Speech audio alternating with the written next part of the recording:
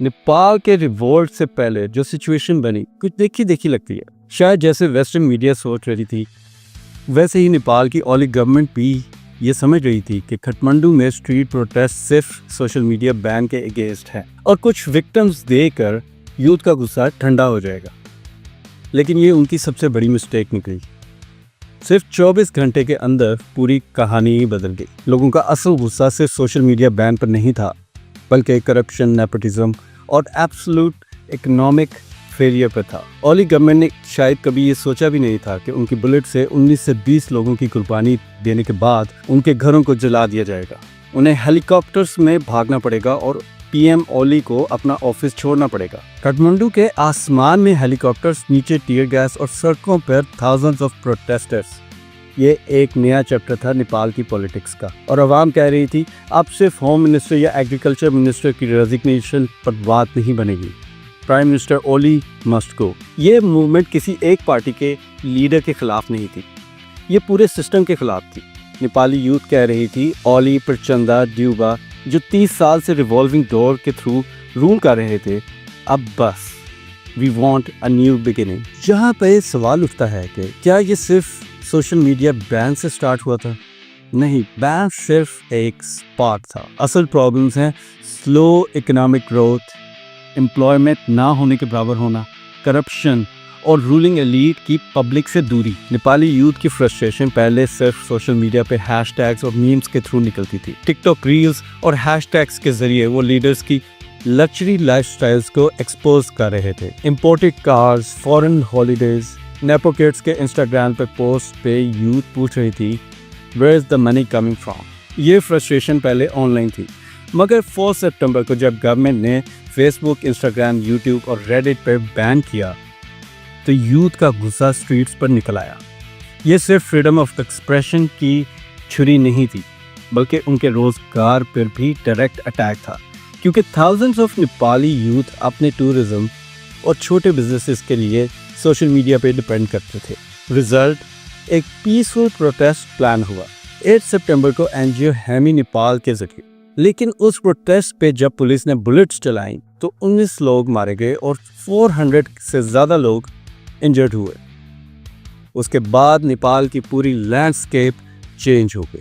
नेपाल के प्रोटेस्ट में सबसे शॉकिंग बात यह थी कि पुलिस की ब्रुटैलिटी ने सब लिमिट्स क्रॉस कर ली। सिर्फ प्रोटेस्टर्स ही नहीं बल्कि 12 साल का एक बच्चा भी पुलिस की गोली से निशाना बना। जब ये खबर और तस्वीरें फैली तो आवाम का गुस्सा सिर्फ सोशल मीडिया बैन, करप्शन और नेपो किड्स तक महदूद नहीं रहा। अब आवाम का गुस्सा डायरेक्टली प्राइम मिनिस्टर ओली और उनके होम मिनिस्टर पर था। सिर्फ एक दिन के अंदर 19 लोगों की जान ले ली गई। नेपाल के लिए वैसे ही ये डार्क चैप्टर था जब 2006 की मूवमेंट में किंग ज्ञानेंद्र को स्टेप डाउन करना पड़ा था। लेकिन इस दफ़ा फ़र्क ये था कि स्टेट खुद अपने लोगों के खिलाफ इतना बड़ा क्रैकडाउन कर रही थी जो नेपाल की हिस्ट्री में कभी नहीं हुआ। शाम तक होम मिनिस्टर ने रेजिग्नेशन दे दिया और रात को सोशल मीडिया भी बहाल हो गया। लेकिन अब तक बहुत देर हो चुकी थी। नेपाल की आवाम कह रही थी कि अब सिर्फ मिनिस्टर का रिजाइन नहीं चलेगा, पीएम ओली खुद भी अनफिट हैं और उन्हें भी जाना होगा। साथ ही आवाम की डिमांड ये भी थी कि सारी रूलिंग एलीट जो परसों से पावर शेयर कर रही है सबको अकाउंटेबल होना पड़ेगा। इस दफ़ा आवाम ने सीधा एलीट के घरों को टारगेट किया। कम्युनिकेशन मिनिस्टर, फाइनेंस मिनिस्टर, सबके घर जला दिए। पीएम और प्रेसिडेंट के घर भी सेफ नहीं रहे। पॉलिटिशियंस हेलीकॉप्टर में भागकर कैंटोनमेंट की तरफ गए और पार्लियामेंट हाउस तक को आग लगा दी। पूरी दुनिया का मीडिया स्पेकुलेट कर रहा था कि इस दफ़ा नेपाल अब बांग्लादेश के रास्ते पे चल पड़ा है। मगर एक फर्क था, शेख हसीना की गवर्नमेंट ने अपने स्टूडेंट्स को एंटी नेशनल डिक्लेयर करके आर्मी और पैरा मिलिट्री बुला ली थी, जहां 1500 से ज़्यादा लोग मारे गए। नेपाल की गवर्नमेंट ने शुक्र है कि ये एक्सट्रीम मिस्टेक नहीं की।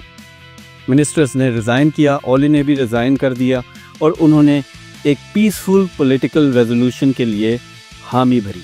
मैसेज क्लियर था, अगर नई जनरेशन की एस्पिरेशंस को क्रश किया जाएगा तो जनरेशन रिवोल्ट करेगी। नेपाल के यूथ ने प्रूव कर दिया कि उनका गुस्सा रियल है। अब उनके पास चांस है कि करप्शन और नेपोटिज्म को हटाकर नया सिस्टम बनाया जाए। दोस्तों, जब हम नेपाल के प्रोटेस्ट और अवाम की फ्रस्ट्रेशन को देखते हैं तो हमें पाकिस्तान की तस्वीर सामने नज़र आती है, क्योंकि जो इश्यूज नेपाल के यूथ को सड़कों पर ले आए, यानी करप्शन, नेपोटिज्म, इकोनॉमी का कोलैप्स और सोशल मीडिया बैन्स, वही प्रॉब्लम्स पाकिस्तान में और भी ज़्यादा गहरी जड़ें रखती हैं। आज पाकिस्तान की सिचुएशन बिल्कुल एक टिकिंग टाइम बॉम्ब की तरह है।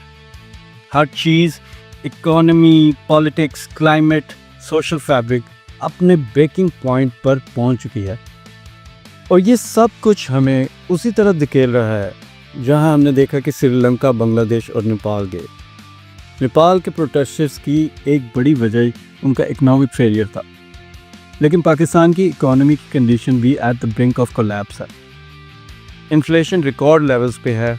हर महीने बेसिक चीज़ें यानी आटा, शुगर, दवाइयाँ, फ्यूल आम आदमी की पहुंच से दूर होती जा रही है और रहती सहती कसर फ्लड्स की तबाहकारियाँ ले आई हैं।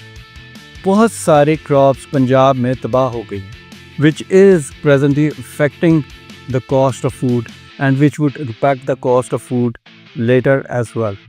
पाकिस्तान IMF के लोन्स पर चल रहा है और IMF की शर्तें आवाम की गर्दन पर फांसी की तरह लटकी हुई हैं। नेपाल में यूथ कह रही थी कि हमारी गवर्नमेंट ने हमारे लिए कुछ नहीं किया।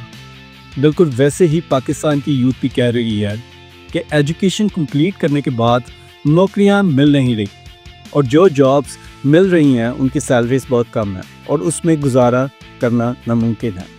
यूथ अनएम्प्लॉयमेंट पाकिस्तान में रिकॉर्ड लेवल्स तक पहुंच चुकी है।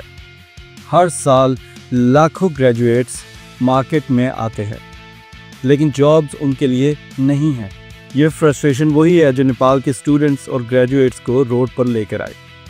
During the past couple of years लाखों स्किल्ड वर्कर्स मुल्क छोड़कर चले गए हैं, which is among the highest in the world and in the history of Pakistan. Nepal की इकोनॉमी वीक थी और अवाम का ट्रस्ट टूट गया था। पाकिस्तान में उसके साथ साथ क्लाइमेट डिजास्टर्स ने अवाम का दर्द और बढ़ा दिया। याद है 2022 का flood, almost half of the Pakistan पानी में डूब गया था।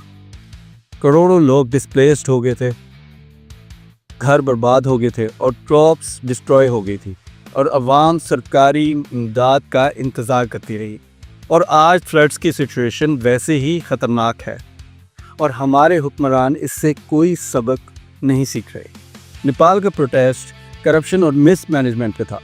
पाकिस्तान में फ्लड्स और क्लाइमेट ने करप्शन और गवर्नेंस फेलियर्स को और ज़्यादा एक्सपोज कर दिया है। अवाम के घर डूब गए हैं, मगर रूलिंग एलीट के विलास और पैलेसेस अभी भी सिक्योर हैं।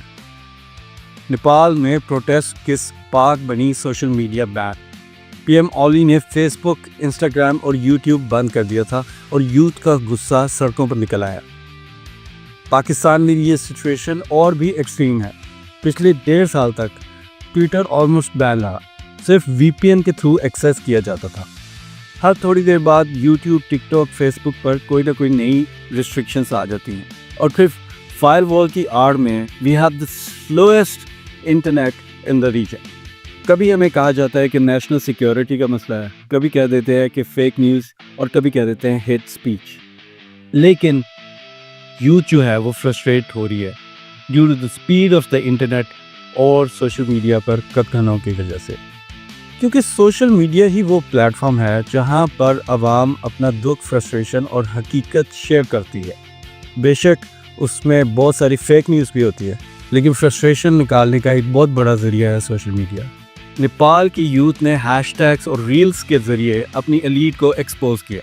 पाकिस्तान में भी हैशटैग्स, ट्रेंड्स बनकर रूलिंग एलीट की करप्शन एक्सपोज करते रहे, चाहे वो लंदन की प्रॉपर्टी हो, दुबई की प्रॉपर्टी हो या फॉरेन हॉलीडेज हो। जब आवाम के पास सिर्फ एक प्लेटफॉर्म बचता है और वो भी बंद कर दिया जाता है, तो हिस्ट्री ने हमें बार बार सिखाया है कि आवाम अपना गुस्सा जो है वो स्ट्रीट्स पर निकालती है। नेपाल की यूथ कह रही थी कि ओली, प्रचंडा और ड्यूबा तीनों ने 30 साल से रूल किया और सिस्टम को अपनी कुर्सी बचाने के लिए इस्तेमाल किया। आज शायद पाकिस्तान की आवाम भी बिल्कुल यही कह रही है। अगर हम डायनेस्टिक पॉलिटिक्स की बात करें तो शरीफ फैमिली, भुट्टो फैमिली हमारी पॉलिटिक्स को कंट्रोल करती रही है। और जब अवाम में एक नए लीडर या एक नई उम्मीद की बात हुई, जो कि हमने 8 फरवरी के इलेक्शंस में देखा, तो वहाँ पे भी बहुत ज़्यादा मायूसी हुई। करंटली इमरान खान, जो कि इस वक्त पाकिस्तान का सबसे पॉपुलर लीडर है, वो बिहाइंड द बार्स है। He is facing a lot of cases. और इमरान खान के साथ साथ और भी बहुत सारे पॉलिटिकल प्रिजनर्स हैं जो बिहाइंड बार्स हैं। आज पाकिस्तान की हिस्ट्री में सबसे ज़्यादा पॉलिटिकल प्रिजनर्स हैं। पाकिस्तान में भी अवाम कह रही है, no matter which party you belong to, हम एक नई शुरुआत चाहते हैं। यूथ की आवाज़ को एंटी नेशनल कहकर बंद किया जा रहा है। जैसे शेख हसीना वाजिद ने बांग्लादेश के स्टूडेंट्स को टेररिस्ट कह दिया था, वैसे ही पाकिस्तान में भी हर डिसेंट को लेबल किया जाता है एंटी स्टेट, ट्रेटर या फॉरेन एजेंट। नेपाल में अवाम ने कहा था कि सिर्फ एक पार्टी या एक लीडर के खिलाफ नहीं, ये पूरे सिस्टम के खिलाफ है। पाकिस्तान में भी अवाम का गुस्सा इसी सिस्टम पे है और उसकी बहुत सारी वजूहात है, जैसे कि इन्फ्लेशन रिकॉर्ड पे है, फ्लड्स की तबाहकारियाँ और हुकूमत की मिसमैनेजमेंट। यूथ के पास जॉब्स ना होने के बराबर है और नई अपॉर्चुनिटीज़ भी नहीं है। On top of it social media के साथ भी बहुत ज़्यादा छेड़छाड़ हमने प्रीवियसली की, लेकिन अब वो कुछ जाके कम हो गई। Last but not the least, political prisoners का रिकॉर्ड हमने तोड़ दिया। इतने सारे पॉलिटिकल प्रिजनर्स कभी भी पाकिस्तान में नहीं थे। ऐसे में क्या लगता है कि क्या पाकिस्तान का गुस्सा भी स्ट्रीट्स पर फटकर एक रिवॉल्ट क्रिएट करेगा? श्रीलंका ने अपनी रूलिंग एलीट को बकाया, बांग्लादेश में स्टूडेंट्स ने सिस्टम को हिला दिया, नेपाल में ओली को रिज़ाइन करना पड़ा।